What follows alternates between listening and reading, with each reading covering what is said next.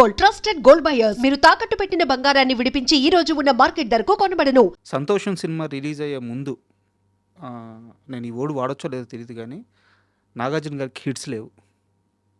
ఆ, చాలా రోజుల నుంచి హిట్ లేదు నాగార్జున గారికి. సంతోషం మ్యూజికల్ హిట్, అంటే అద్భుతమైన, చాలా సున్నితమైన కథ ఉంటుంది, అద్భుతమైన స్క్రీన్ ప్లే ఉంటుంది, బట్ పాటలు అద్భుతంగా ఉంటాయి. ఆ పాటలు విన్న తర్వాత నాగార్జున గారు మీతో ఏమన్నారు? ఎన్నాళ్ళు ఎక్కడికి వెళ్ళిపోయారు అన్నట్టు ఫస్ట్ క్వశ్చన్ ఆయన అడిగింది ఇది. So much to say that I love you song recording అప్పుడు ఆయన స్టూడియోకి వచ్చారు. వచ్చి విని ఎన్నాళ్ళు ఎక్కడికి వెళ్ళిపోయారు మీరు అన్నారు. అదేంటి అప్పటికే మీరు చాలా పెద్ద హిట్. అవును, అంటే మన ఇద్దరం ఎందుకు కలిసి పని చేయలేదనే ఫీలింగ్ వచ్చిందేమో ఆయనకి. ఆ క్వశ్చన్ అడిగారు. దశరథ్ గారితో మిగతా అందరి దర్శకుల కంటే కూడా ఆయన చాలా కొత్తవారైనా సరే ఆర్పీకి చాలా మంచి బాండింగ్ ఉంటుంది అని చెప్తారు. ఎందువల్ల? దశరథ్ నేను ఇండస్ట్రీ రాకముందు నుంచి ఫ్రెండ్స్. సార్ నేను సునీల్ త్రివిక్రమ్ రూమ్మేట్స్ కదా. మా నైబరింగ్ రూమ్లో దశరథ్, ఓకే, గోపిమోహన్, జేకే వీళ్ళందరూ ఉండేవాళ్ళు. జేకే అంటే కెమెరామెన్. సార్ ఒక సీరియస్ క్వశ్చన్. నీ మ్యూజిక్ వల్ల సినిమాకి మార్కెట్ అవ్వట్లేదు అని ఎవడో ఒక మాట అంటే, ఇన్ని వందల అద్భుతమైన పాటలు ఇచ్చిన ఆర్పి పట్నాయక్ సినిమాలు ఇంక నేను చేయను అని నిర్ణయం తీసుకోవడం ఏంటి?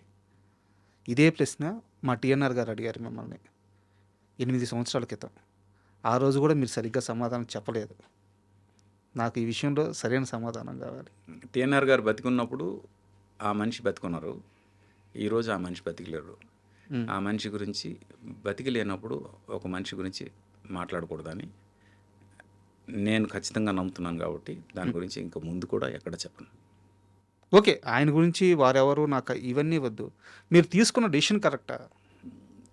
నేను ఈరోజు ఇక్కడ ఇంటర్వ్యూ చేస్తాను, చాలు.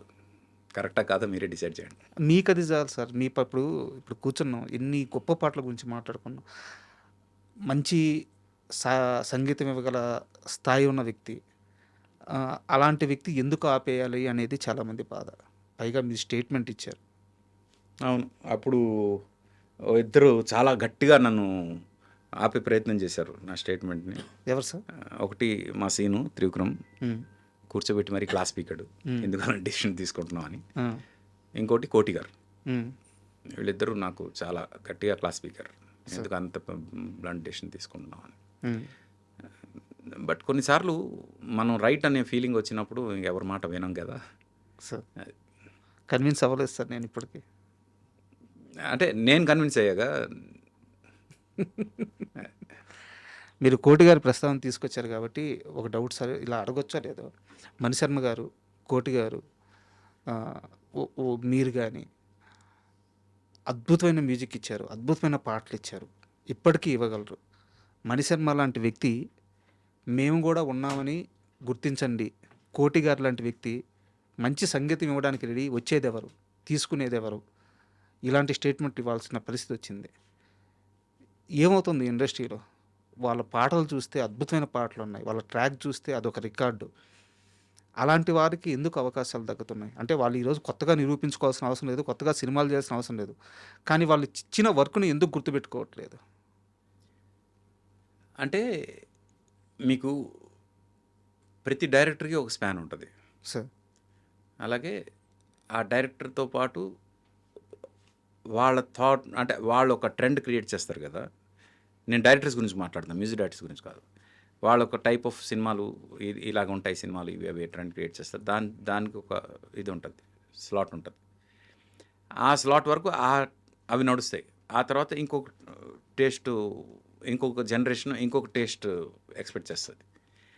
ఎప్పుడైతే డైరెక్టర్స్ తాలూకా ఎరా మారుతుందో ఆటోమేటిక్గా ఆ డైరెక్టర్స్తో పాటు పనిచేసిన మ్యూజిక్ డైరెక్టర్స్ తాలూకా ఎరా కూడా మారిపోతుంది.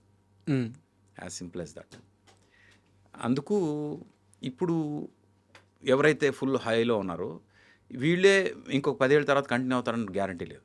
ఎందుకంటే నెక్స్ట్ వచ్చేవాళ్ళు అప్పుడు జనరేషన్కి ఏం కావాలో అది దాంతో రెడీగా ఉంటారు. అయితే ఆల్రెడీ వెళ్ళిపోయిన వాళ్ళు ఇప్పుడున్న జనరేషన్కి ఏం ఇవ్వలేరా అంటే, ఇవ్వగలరా లేదో టెస్ట్ చేసే ధైర్యం ఎవరికీ లేదు. Correct word sir.